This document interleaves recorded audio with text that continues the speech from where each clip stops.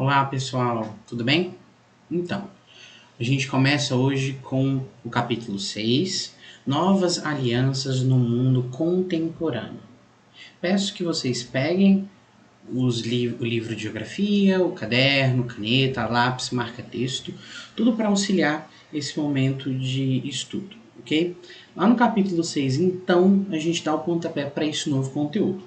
Esse conteúdo ele vai tratar da nova organização em que os países eles estão inseridos atualmente. É importante sempre ficar na cabeça de vocês, depois do mundo bipolar, daquele conflito entre Estados Unidos e União Soviética, os países agora eles precisam organizar seus elementos, principalmente econômicos. E nesse mundo globalizado, em que nós temos informação passada de maneira muito rápida, trocas comerciais feitas numa intensidade nunca vista antes, os países eles precisam se juntar. Eles precisam fazer o quê? Alianças. Não que não existiam alianças antes do contexto atual.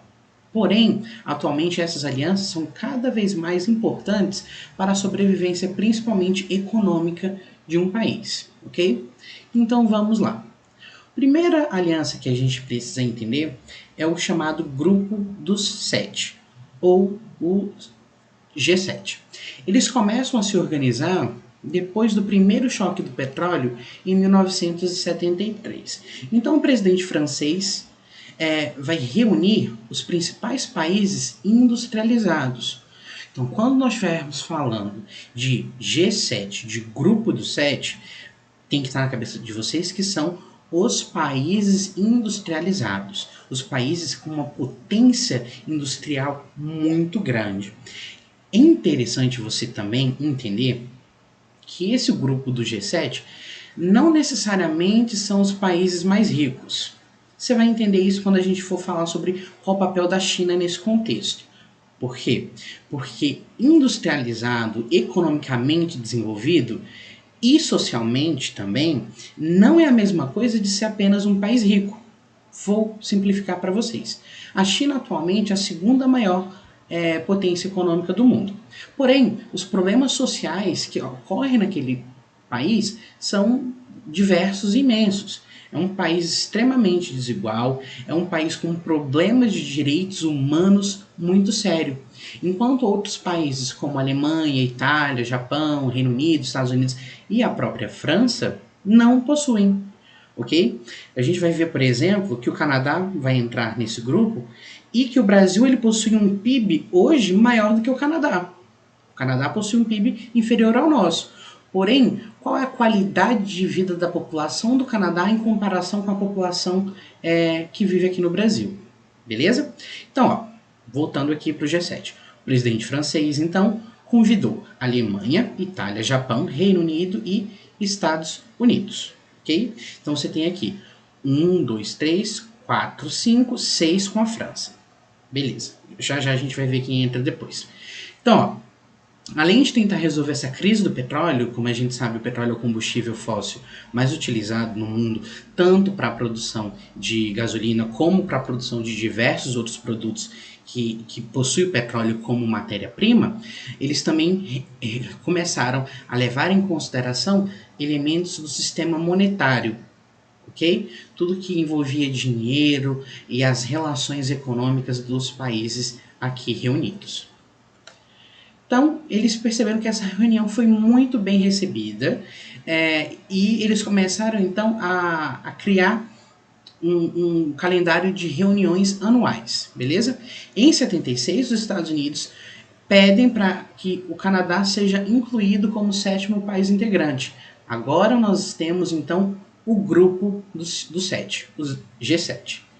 Então, inicialmente, esse grupo ele era muito discreto, ele não tinha um caráter tão formal. Só que com o passar do tempo, os interesses desses países eles vão se unindo, eles vão começar a discutir não só mais questões econômicas, mas também temas sociais, políticos, ambientais e de saúde.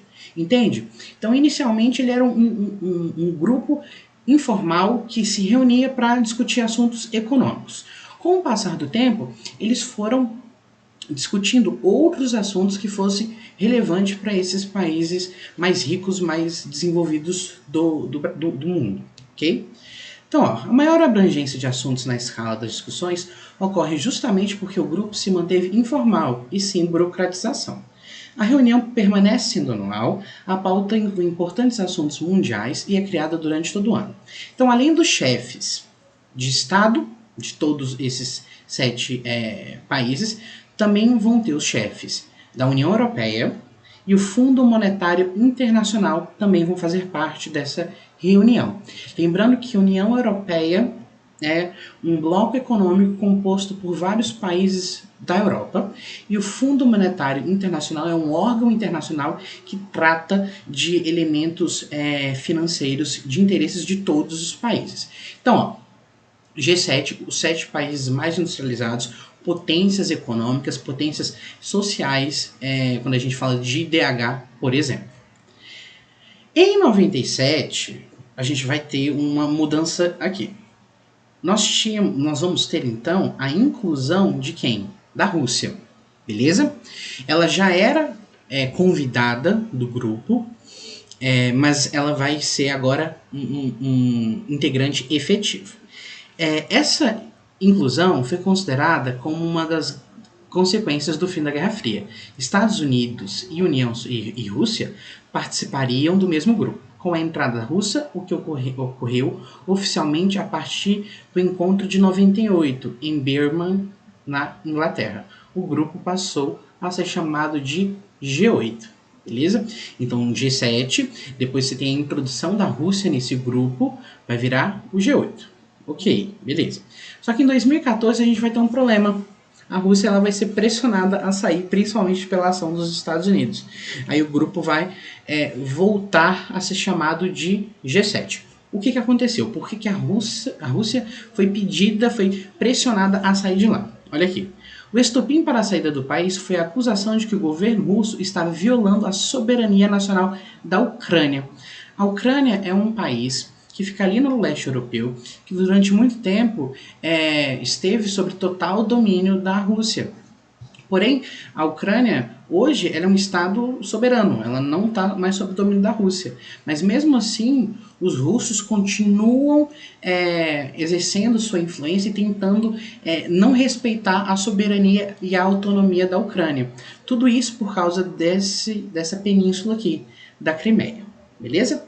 Então, a Rússia, hoje em dia, não faz mais parte desse grupo, voltando a ser G7. Quando a gente fala do G7, é preciso a gente entender que ele é um grupo que defende os interesses desses 7 países, dessas potências.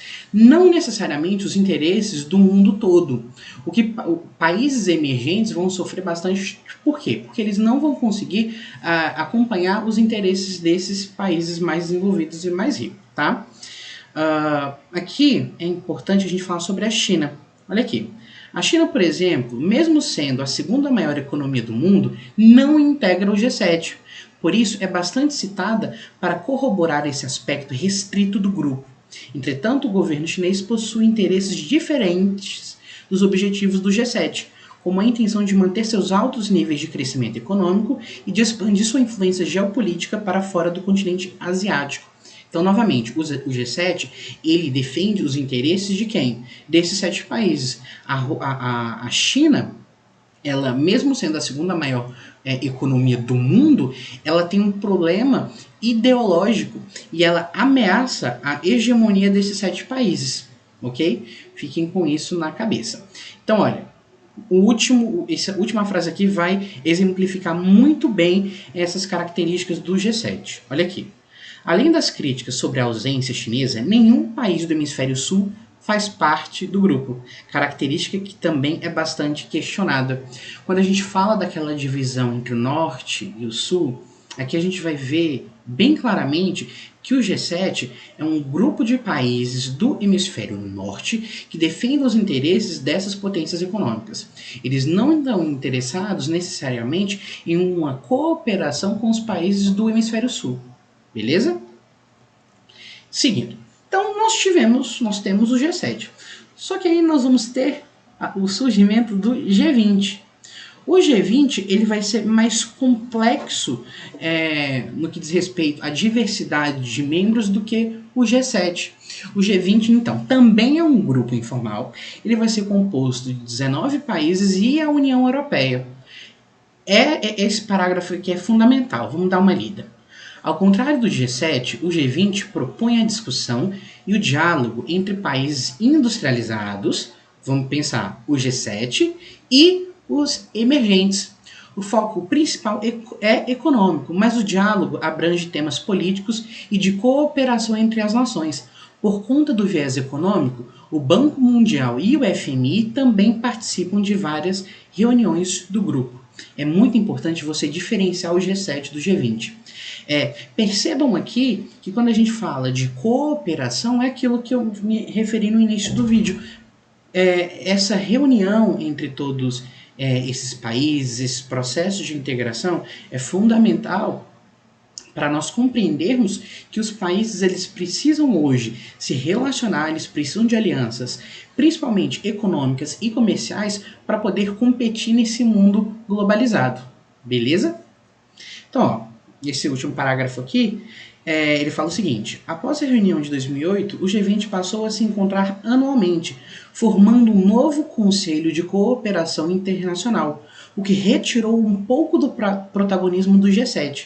É importante compreender que, considerando a maior interdependência entre a economia dos países, característica da globalização, aquilo que eu acabei de falar, as nações desenvolvidas tiveram que trazer os países emergentes para as discussões, porque não dava mais para aquele grupo, o G7, ficar fechadinho. Não. Nesse caráter globalizado da economia, eu preciso levar todas essas discussões não só mais para os países ricos, também para os países emergentes. Beleza? Vamos seguir. Outra aliança que nós temos, extremamente importante de estudarmos, é o que nós chamamos de BRICS. Primeira coisa, você vai anotar aí no seu caderno ou no seu livro, o BRICS não é um bloco econômico, tá? Ele é uma aliança informal de cooperação entre esses países aqui: Brasil, Rússia, Índia, China e África do Sul, tá? Inicialmente, a África do Sul não fazia parte desse grupo, então ele era conhecido apenas como BRIC.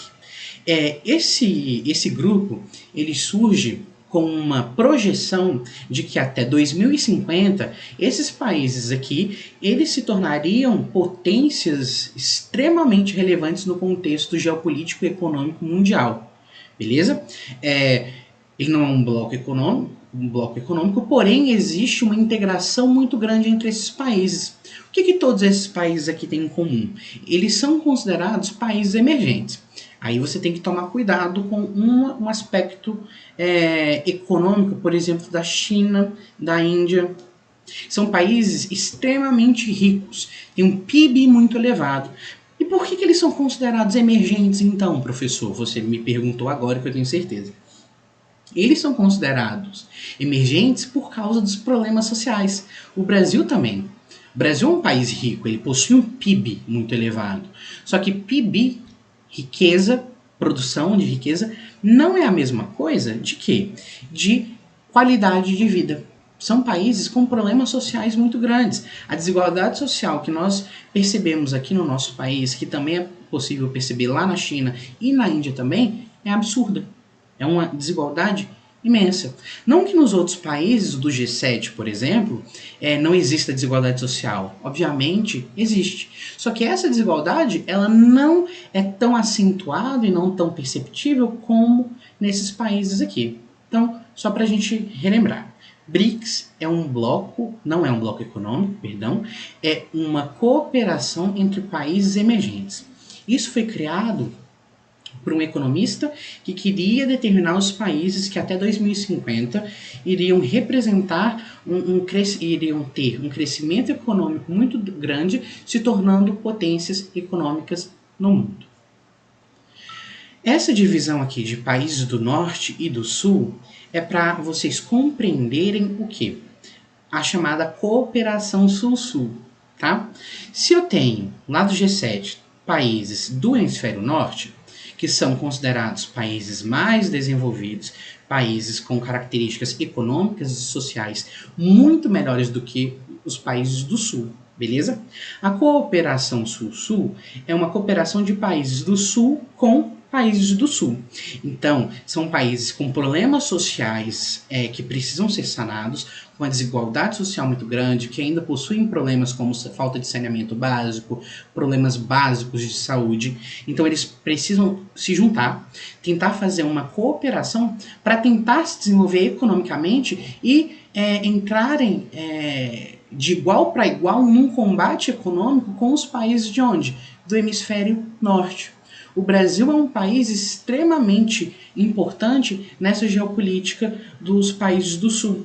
Por quê? O Brasil, querendo ou não, é uma potência econômica, principalmente na América Latina. Nós somos o país mais rico da América Latina. Nós exercemos uma influência muito grande dentro dessa divisão do continente americano. Beleza? Eu espero que vocês tenham entendido tudo, que não tenha ficado nenhuma dúvida.